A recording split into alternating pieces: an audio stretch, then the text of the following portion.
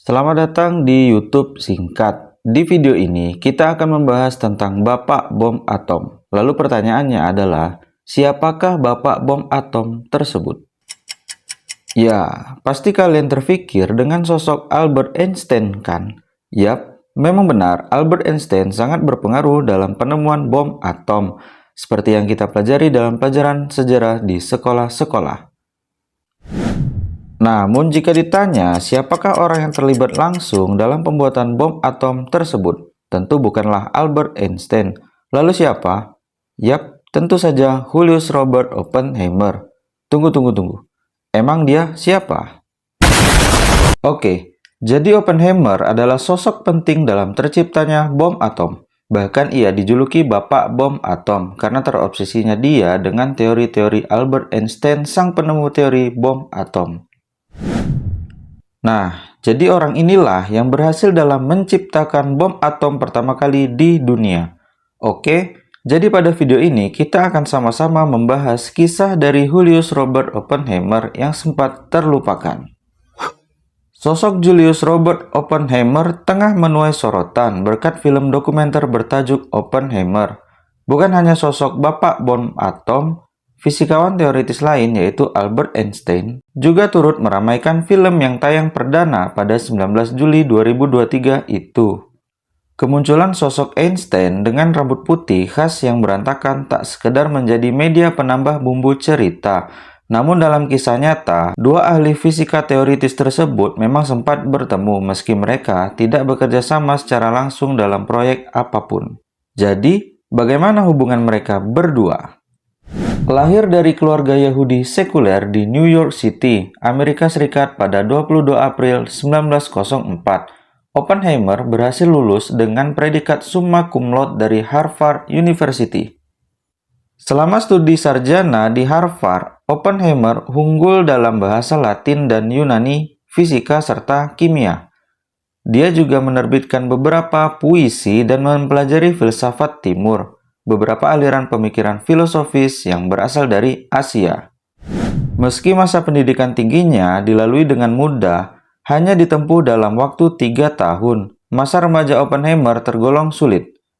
Dia sempat bergumul dengan masalah kesehatan mental. Ia berakhir dalam masa percobaan setelah nekat mengikat sebuah apel dengan bahan kimia di meja gurunya. Kendati demikian, sosok Oppenheimer berubah saat menempuh pendidikan tinggi dan lulus pada 1925.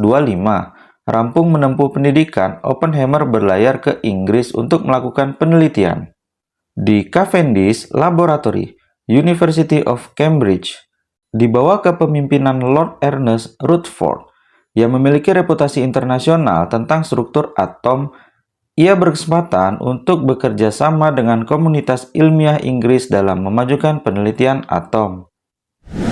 Kala itu, fisikawan Max Born turut mengundang Oppenheimer ke Universitas Göttingen di Jerman, tempatnya bertemu ahli fisika terkemuka lainnya. Di universitas yang sama, Julius Robert Oppenheimer pun mendapat gelar doktor pada 1927.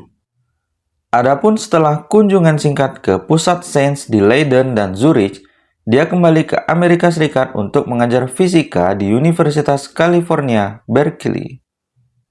Bahkan, saat Perang Dunia II pecah pada 1939, Oppenheimer telah bertransformasi menjadi seorang fisikawan yang disegani di Universitas California.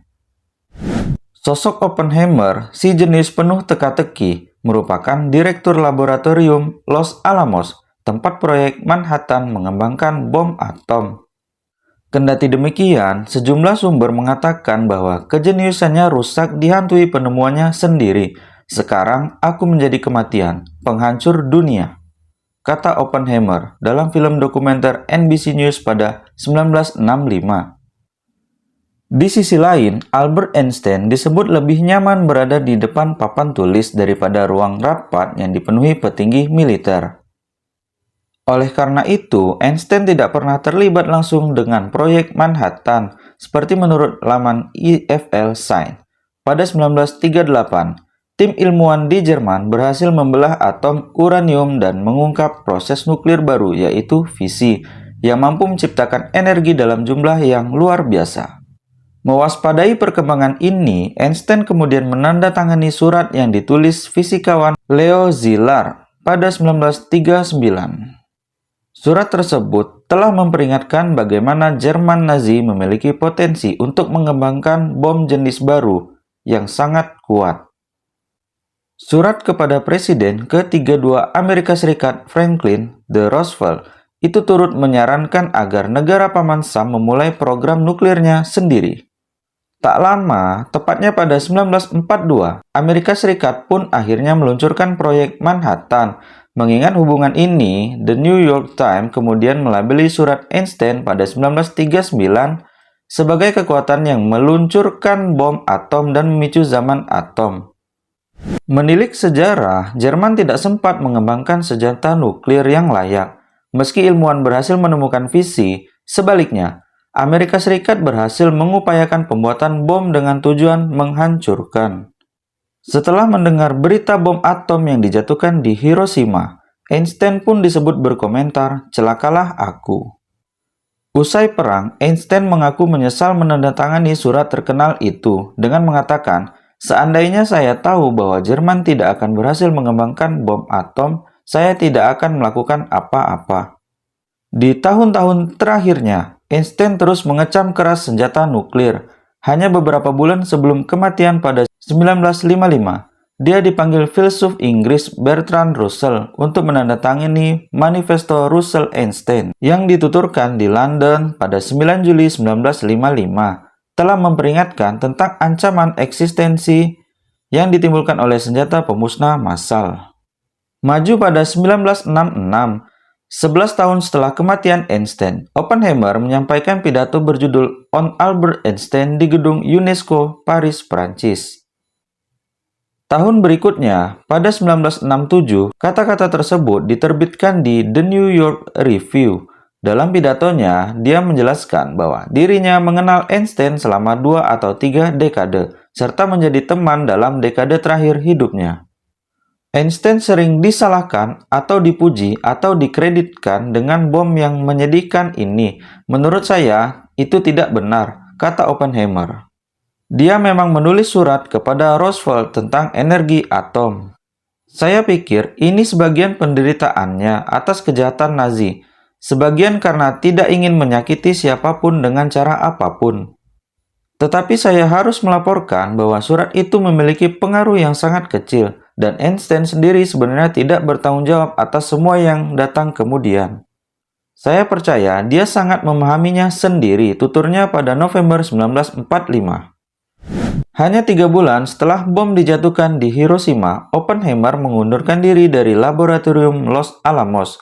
Dalam pidato perpisahan, dia tidak secara eksplisit meminta maaf karena menciptakan bom nuklir. Sebaliknya, Oppenheimer justru melihat fenomena ini sebagai bagian tak terhindarkan dari penguraian alam semesta oleh manusia dan penguasaan manusia atas alam. Kendati demikian, dia jelas tahu apa yang dipertaruhkan jika nuklir jatuh ke tangan orang yang salah. Sebelum bom atom memporak-porandakan Hiroshima dan Nagasaki pada 6 dan 9 Agustus 1945 yang menewaskan puluhan ribu orang, Oppenheimer pernah berujar yang kemudian banyak diterjemahkan sebagai penyesalan.